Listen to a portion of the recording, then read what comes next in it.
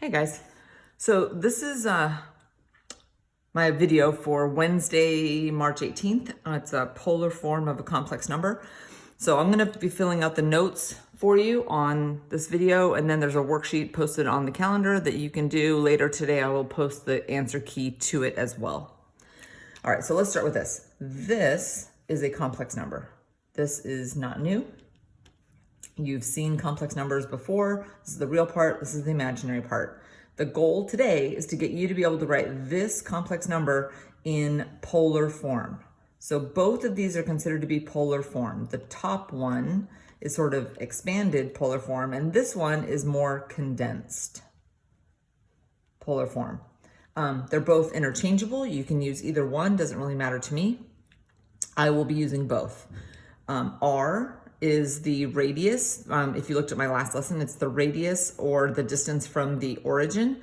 This is very much an IB term, this modulus word. I rarely use it, but I do want you to recognize it. And then again, it's just the distance from the origin. And then this, really important, make sure your calculator is in radians before you do the back side. We won't need the calculator on the front. Okay, so they've given you, for this first example, this number is in complex form, so I'm gonna graph. I'm gonna draw a picture because that's what I do, and you guys know me pretty well by now. So I have -2 in the real direction, -2 rad 3 in the imaginary direction, and then here is my angle. So to write this in polar form, I need two things. I need to know what that theta is, and I need to know what this radius is. Now, if you kind of recognize this is a 30, 60, 90, right? This is the short side. This is slightly longer by rad 3, which means this radius has to be a 4. If you just sort of remember this relationship. So since I've got the radius, I can go ahead and start by saying z equals 4 times. Now, all I need to know is what that angle is. So if this is a 30, 60, 90, the question is, what is that angle? So it is, in this quadrant, it's 4 pi over 3. So I'm gonna write this as 4 cosine 4 pi over 3 plus I sine of 4 pi over 3. That's this form right here. If you wanted to write it condensed, because that is a lot to write, you can write that as 4 cis 4 pi over 3. This stands for cosine I sine of 4 pi over 3. Cosine I sine. It's just the abbreviation. Okay, so let's try another one. So again, I've given you a complex number. Let's graph that. It's going to be in the fourth quadrant. 4 and -4, which means that this radius is 4 rad 2. Hopefully you're recognizing that this is a 45, 45, 90. So in this quadrant, when the denominator is 4, the numerator is 7. So polar form, I'm gonna have 4 rad 2 cosine of 7 pi over 4 plus I sine of 7 pi over 4. Again, if you'd like to condense it, I'm fine with that. It would look like this. Okay, moving on down. So this time it's given you the number in polar form, and we want it in complex form. So again, I'm all about the picture. 3 pi over 4 is over here, right? That's 3 pi over 4. And if this radius is 5, then I know what these two legs are. Again, with the denominator 4, this is a 45, 45, 90. So this is 5 rad 2, and I just wrote rad 5. Sorry, guys. 5 rad 2, and this is positive 5 rad 2. So in complex form, I'm going to have negative, so that's over 2. I just realized that. Sorry, guys. 5 rad 2 over 2 plus 5 rad 2 over 2i. Let me show you that. I feel like I glossed over that.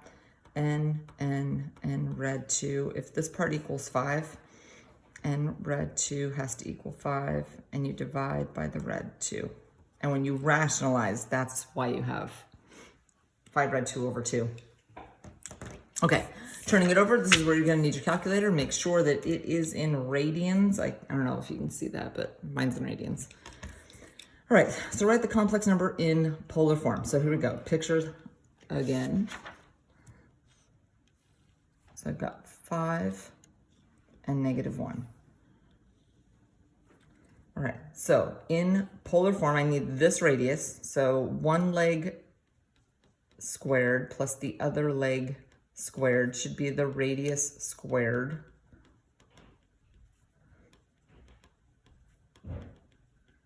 Okay, so I've got the radius. So let me start this as rad 26. Now all I need is the angle. I just need to make sure that it's in, right? It's this angle. But I'm gonna have to use this little reference angle to solve it.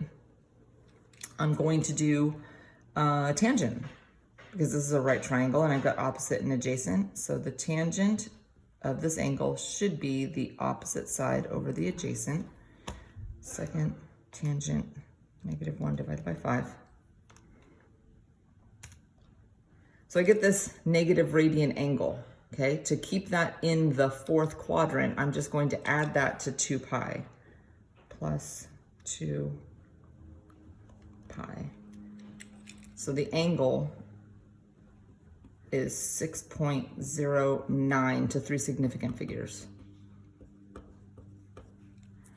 Okay, let's try another one. Complex number in polar form, so let me draw this picture.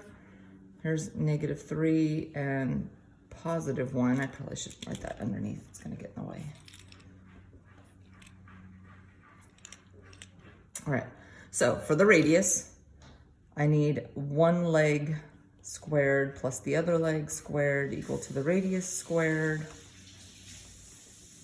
So I have a radius of rad 10. And then as far as the angle, the tangent of theta should be 1 over -3. Second tangent 1 divided by -3. So it's -0.321, but again, I need this in this correct quadrant, so I'm going to add that to pi because it's negative, plus pi. So I get 2.82. All right, and then the last one, complex form of this. So this is in polar. Pi over 12 is in the first quadrant. There's pi over 12. And I have the radius. Okay, so, sorry, that doesn't look like a 12. All right, so let me write this out the long way and see if this helps you guys. 7 cosines pi over 12. Plus I sine pi over 12. Okay, so this is really cool. If you take your calculator and you distribute, you will get this thing in, excuse me, complex form. So let's try this. Cosine of pi divided by 12 times 7. So the real part is 6.76. And then this part, when I do the sine of pi divided by 12 times 7, I get 1.81 I. All right. Again, I will be doing a Instagram Live tomorrow. I can answer questions on either of the 2 lessons. Hopefully this makes sense. Miss you guys. Be safe. Wash your hands.